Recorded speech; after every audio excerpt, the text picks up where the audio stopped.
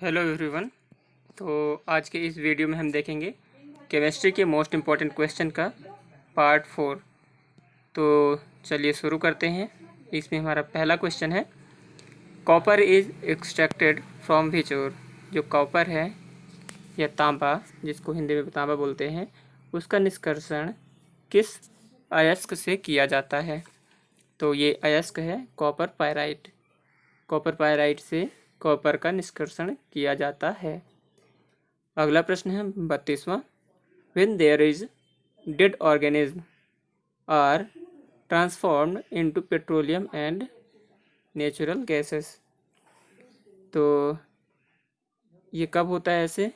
Due to absence of air.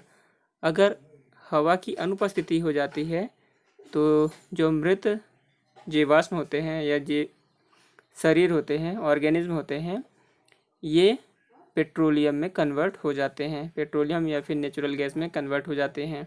तो इसका main reason क्या होता है? अब्सेंस ऑफ एयर, हवा की अनुपस्थिति। 33वां प्रश्न है, ड्यूटेरियम इज ऑफ हाइड्रोजन। तो ड्यूटेरियम जो होता है, जिसका सिंबल डी होता है, ये क्या है हाइड्रोजन का? तो हाइड्रोजन का ये एक आइसोटोप होता है।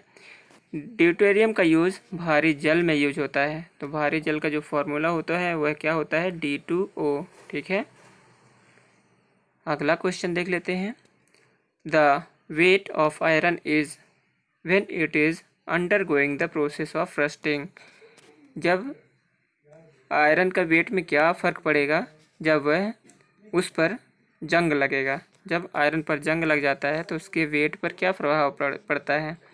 तो उसका जो भार होता है वह बढ़ जाता है। और भार बढ़ने का कारण क्या होता है कि उस पे H2O, ये पानी से रिएक्ट कर लिया तो इतना वेट और ऐड होता जाता है।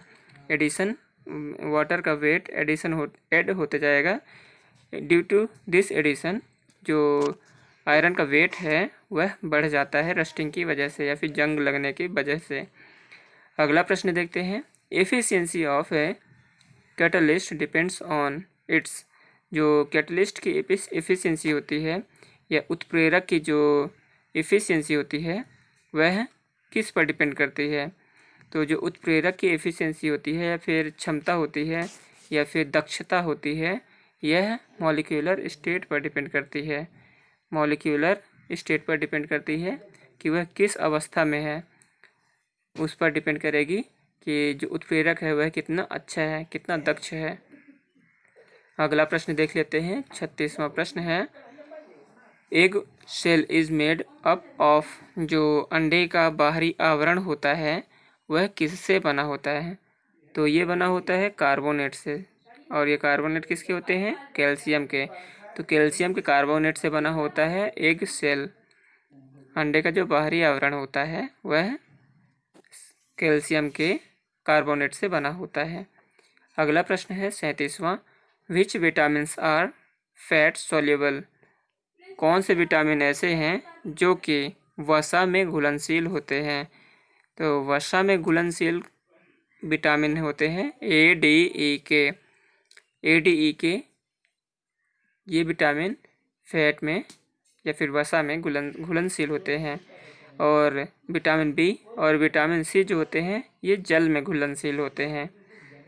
तो इसका आंसर हो जाएगा विटामिन ADE। अच्छा है, आपको ये आप यहाँ से समझ में आ गया होगा कि जो विटामिन ADE हैं ये फैट में सॉल्युबल होते हैं और विटामिन बी और विटामिन सी ये जल में घुलनशील होते हैं। 38वां प्रश्न है, which was the first organic compound synthesized in a lab and it was done by home.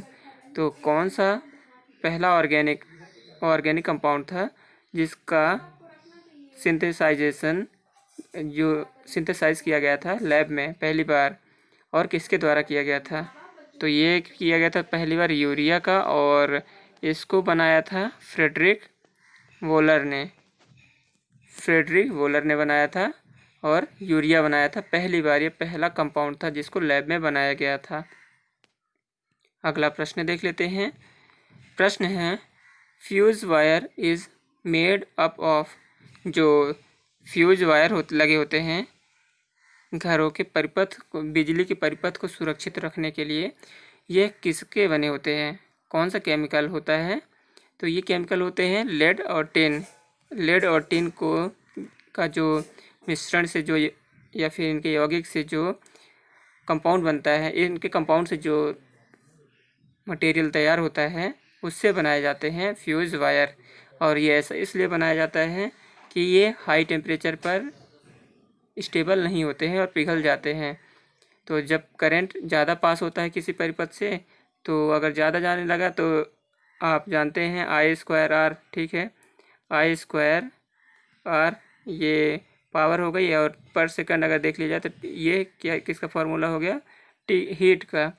अगर सेकंड से मल्टीप्लाई कर दिया आपने तो हीट जितनी ज़्यादा जनरेट होने लगेगी। अगर पर सेकंड करंट ज़्यादा जाएगा, करंट पर सेकंड अगर ज़्यादा जा रहा है तो ये क्या होगा, पिघल जाएगा फ्यूज वायर। तो इसमें इस क्वेश्चन का यहाँ से आंसर निकल रहा है लेड और टिन। लेड और टिन मिलाए जाते हैं फ्यूज वायर में। अगला प्रश्न है 40वां, is used to coat galvanised iron. जो गैल्वेनाइजेशन प्रोसेस होती है, गैल्वेनीकरण या फिर गैल्वेनाइजेशन प्रोसेस, जो कि आयरन को प्रोटेक्ट करने के लिए यूज होती है, उस पर किसकी कोटिंग चढ़ाई जाती है? तो ये कोटिंग चढ़ाई जाती है जिंक की। जिंक का जो सिंबल होता है वह क्या होता है? तो ये होता है Zn। Zn की कोटिंग चढ़ाई जाती है आयरन पर। और ऐसा इसलिए किया जाता है कि आयरन को बचाया जा सके जंग लगने से। तो दोस्तों ये थे 10 क्वेश्चन। अगले क्वेश्चन से हम आगे की वीडियो में देखेंगे। तब तक के bye bye, take care, have a nice day.